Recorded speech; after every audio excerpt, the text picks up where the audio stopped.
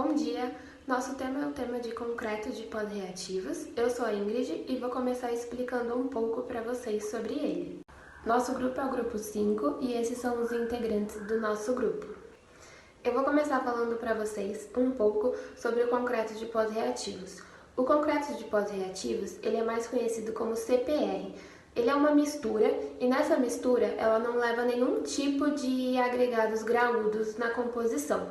Com isso, a gente consegue eliminar aqueles vazios internos e obtendo uma ótima resistência e uma boa homogeneidade. O CPR, ele se originou desde a década dos anos 90, a partir de estudos e pesquisas realizadas na França e no Canadá. Ele deu sua origem com o principal objetivo de substituir o concreto de alto desempenho, conhecido como CAD, e até mesmo o aço. Ele tornou-se um material de tecnologia de ponta, com um objetivo que foi projetado especificadamente para atender a exigências de grandes indústrias e até mesmo de militares. Quando a gente fala de propriedades do CPR, a que mais se destaca é a de alta resistência. O CPR é capaz de superar até 200 MPa. Outra muito importante também é a alta ductibilidade, que é devido a fibras de aços no interior do CPR.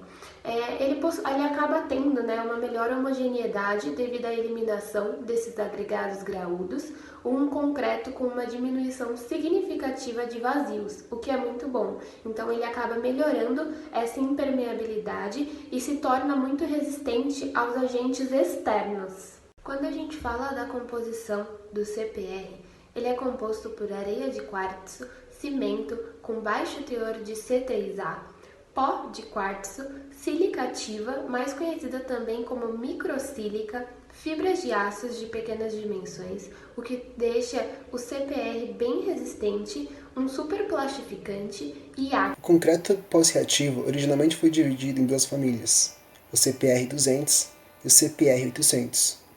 Através da tabela, podemos identificar algumas semelhanças e diferenças entre eles. Quanto às diferenças, podemos mencionar a presença de fibras de aço de 13 mm no CPR 200, enquanto que no CPR 800 podemos identificar fibras de 3 mm. Ou inclusive a presença de pó de quartzo no CPR 800. E por fim, enquanto que o CPR 200 apresenta 997 kg por metro cúbico de areia, o CPR 800 apresenta 490 kg por metro cúbico. Algumas semelhanças entre eles são a grande quantidade de cimento, material de pó de sílica ativa e a diminuta quantidade na mistura com água, proporcionando maior resistência à mistura e a agentes agressivos.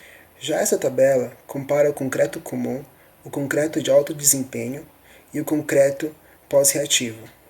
Dela podemos tirar algumas observações do desempenho do CPR, tais como a sua homogeneidade, a otimização granulométrica, a sua microestrutura, elemento-chave da resistência do CPR e, por fim, a ductibilidade. Meu nome é Júlia e eu vou falar sobre as obras executadas com concreto pós-reativo. Um dos tipos de concreto de ultra alto desempenho mais utilizados no Brasil é o concreto pós-reativo, o CPR. Porém, sua aplicação ainda é limitada, devido a seu alto custo e o fato de outros concretos suprirem as exigências de boa parte das obras especiais. Ainda restringe o uso do quad a protótipos. Até hoje, somente países como Estados Unidos, Canadá, Japão e Coreia do Sul aplicaram esse produto em obras públicas, em materiais pré-fabricados para a construção de passarelas esbeltas e elementos côncavos que recobrem as estações ferroviárias. A maior parte dessas obras foi construída na década de 1990, quando o quad dava seus primeiros passos no mercado da construção. A primeira obra que a gente vai falar é sobre a ponte de pedestres Seonhyun, na Coreia do Sul. A obra mais emblemática é uma passarela de pedestres construída em Seul, na Coreia do Sul, com um arco central que mede 120 metros de vão, localizada em um parque com diferentes espécies nativas de bambu. O deck da estrutura tem 4,3 metros de largura, 3 cm de espessura e com uma resistência equivalente a 500 MPa. Essa ponte foi construída com um concreto armado, cuja matriz era constituída de um concreto de pós reativos. A leveza da estrutura só pode ser obtida devido ao uso desse concreto. Agora vamos falar da estação de VLT de Sheerness, nos Estados Unidos. Essa obra foi uma das primeiras a utilizar a tecnologia de concreto pós-reativo, os componentes de ductile, que é um nome comercial para o tipo de concreto de pós-reativos. Na obra, são as cúpulas, as colunas e os demais suportes de concreto. A estrutura foi montada a partir de pré-moldados, o que facilitou muito na hora da construção. E também vamos falar sobre o centro de ônibus de Thiais, na França. Foi construído por arquitetos da ECDM, Emmanuel Combarel e Dominique Marek. O centro de operações da empresa francesa de ônibus, RATEP, leva várias placas de concreto de pós-reativos em sua fachada. Este material, devido à sua facilidade de moldagem, leveza e resistência, permitiu construir o aspecto estético desejado na obra, tanto superficial como geométrico. Por fim, iremos falar sobre a ferrovia construída na China. Construir uma ferrovia não é uma tarefa fácil, devido aos altos esforços que o trem causa na estrutura. Além de construir uma ferrovia em um terreno difícil, com intempéries climáticos, como tempestade de areias, é uma tarefa ainda mais desafiadora, necessitando de um concreto bastante duradouro. Isto, aliado às facilidades construtivas e à beleza estética, levou os chineses a escolher o concreto de pós-reativos para a construção dessa ferrovia. Agora vamos falar sobre NBR, ou normas técnicas. O concreto pós-reativo, por ser uma técnica nova no mercado, não há uma NBR específica para ele. Neste caso, utilizaremos como base a NBR 6118 e a NBR 12655. A NBR 6118 define diretrizes de como trabalhar com todos os tipos de estruturas feitas em concreto, para que se evite desperdícios, descartes impróprios de materiais e resíduos e acidentes em canteiros de obras.